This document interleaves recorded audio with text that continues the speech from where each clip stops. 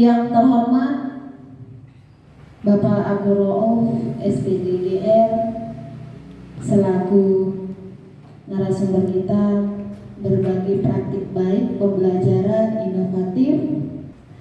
Yang saya hormati Ibu Kepala Sekolah SMK Darul Fikri, seluruh wakil kepala sekolah, kurikulum, bagian kesiswaan. Kemarin Ustadz Rauf menghubungi, bertemu ngobrol dan ingin menyampaikan niat baiknya untuk menyambung silaturahmi kepada kita, menyambung silaturahim, berbagi praktik baik apa yang sudah beliau dapatkan selama berapa tahun di SMP 6? 2 tahun di SMP 6. Beliau ini akan berbagi bagaimana luar biasanya SMP 6 dan bagaimana tertempanya dan bagaimana luar biasanya kinerja Ustadz Rauf di sana sehingga menghasilkan praktik-praktik baik yang telah berjalan dengan baik di sekolah seperti itu. Dan khusus hari ini diawali Ustadz Rauf ini akan berbagi tentang pembelajaran inovatif ya, berdiferensiasi, berbasis platform teknologi. Jadi harapannya sekolah tentu berharap besar ada hal baik, ada manfaat, ada inspirasi nanti yang dapat diambil oleh ustazah. Oh luar biasa ternyata Ustadz Rauf seperti itu. Nanti boleh ditanya apa trik dan tipsnya sehingga bisa bertahan hingga level 4 seperti itu. Kita mulai Ustaz dan Ustazah ya. Assalamualaikum warahmatullahi wabarakatuh.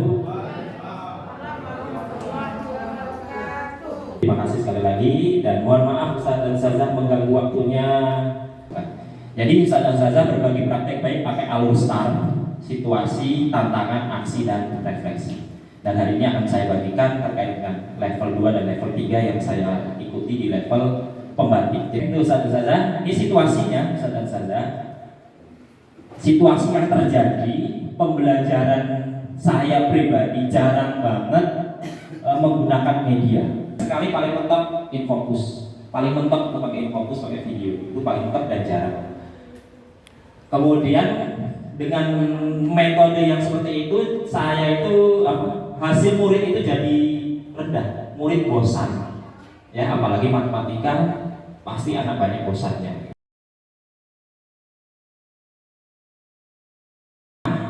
Saya amati dan saya tanya-tanya, ternyata anak itu di rumah cenderung menghabiskan waktunya di depan smartphone. Saya yakin bukan hanya di Live tapi di sini pun sama. Saya yakin bukan hanya murid kita pun sama, cenderung banyak waktu menggunakan HP. Tanya itu apa aja? Ya pasti perbandingan, menyederhanakan pecahan. Itu saya cek, ya saya cek ternyata ini hasilnya Ustaz-Ustaz. 48% anak kami belum paham tentang materi prasyarat peluang empirik yang akan saya ajarkan. Kemudian yang saya lakukan setelah mendapatkan data asesmen awal, saya merancang pembelajaran berdiferensiasi berdasarkan kesiapan belajar. Saya rancang, jadi merancangnya nggak usah terlalu yang banyak MPP dirubah. Jadi rancangan sederhana selembar saja kayak ini boleh. Kita akan di bagian aksi ketika di dalam kelas. Yang keempat, selain kebutuhan murid tentang kesiapan belajarnya terpenuhi, kebutuhan kodrat zamannya sekarang gimana? Saya coba mengembangkan MPI atau media pembelajaran interaktif yang berbasis aplikasi Android. Ya, pakai HP Android, jadi bikin aplikasi sederhana. Dan aplikasi-aplikasi ini dari dulu 2021 sudah saya kembangkan, kebetulan dengan Ustazah Ina pas saya masih di sini, itu juga sudah membuat berdua saya dengan Ustazah. Belajarnya dari situ dulu awalnya. Terus di level pembantu ini tambah diperdalam lagi. Kalau dulu pakai SAC ya Ustazah ya. Nah, sekarang di level pembantu saya pengen sesuatu yang baru, saya nggak pakai SAC itu, pakai storylet artikulen. Selanjutnya setelah saya bikin rancangannya, bikin medianya pakai aplikasi, saya jelas mau masuk kelas minta izin dengan kepala sekolah. Izin. Kedua, mulai masuk ke dalam kelas, jelas kayak biasa, persepsi segala macam, doa segala macam, kemudian menyampaikan tujuan dan manfaat pembelajaran. seperti biasa, belum ada nampak inovasinya gitu. Kemudian saya pakai model PBL, saya pakai orientasi masalah dulu, masalah yang dekat dengan murid.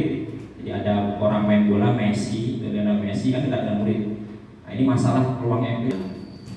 Langkah kedua, PBL yang kedua, mulai mengorganisasi peserta tadi belajar sesuai level kesiapan. Dari hasil tadi, akhirnya saya bagi menjadi 6 kelompok. Dua kelompok levelnya sedang, dua kelompok levelnya tinggi.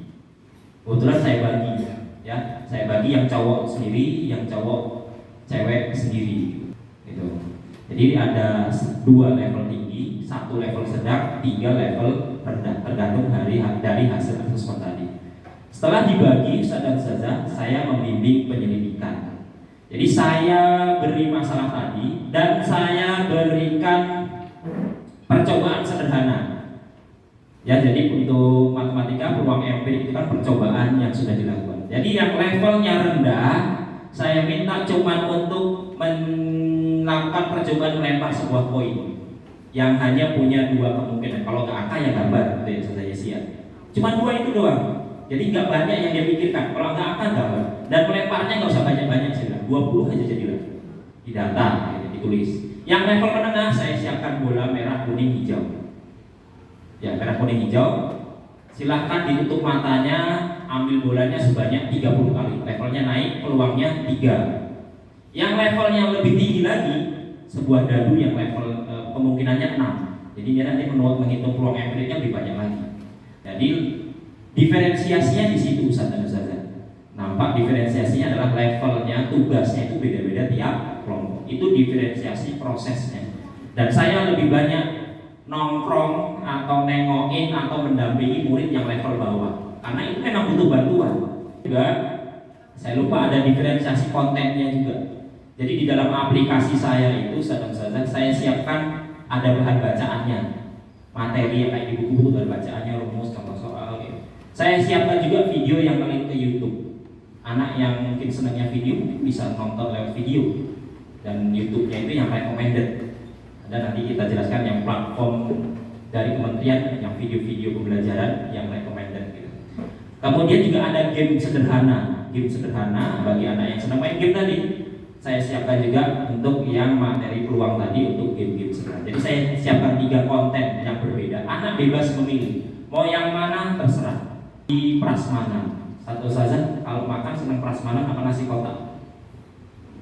Prasmanan. Kenapa satu saja? Bebas milih kan. LKPD-nya itu satu saja saya nggak pakai kertas. Di aplikasi itu langsung ada LKPD-nya. Langsung diketik di situ, ditulis di situ angkanya berapa, tergantung levelnya. Ada level A, B, C tadi, level rendah, tinggi, sedang. Jadi anak langsung, karena pakai HP kecil, saya sarankan pakai Chromebook yang agak besar untuk tugas kelompoknya tadi. Kemudian dia maju ke depan, dapat umpan balik lagi yang salah kali ini. Oke. Terakhir, dalam pembelajaran pasti untuk melihat ketercapaian tujuan belajar adalah asesmen akhir. Dalam aplikasi itu juga saya kasih asesmen akhirnya sudah ada. Jadi anak bisa mengevaluasi dirinya sendiri, saya dapat nilai berapa, saya salahnya di bagian mana, dia bisa ngulang lagi sampai dia paham. Dan menurut saya kalau ini lebih efektif dan efisiennya. Kenapa Ustaz dan Ustazah? Karena aplikasinya ini sudah saya kirim ke mereka sebelum pembelajaran.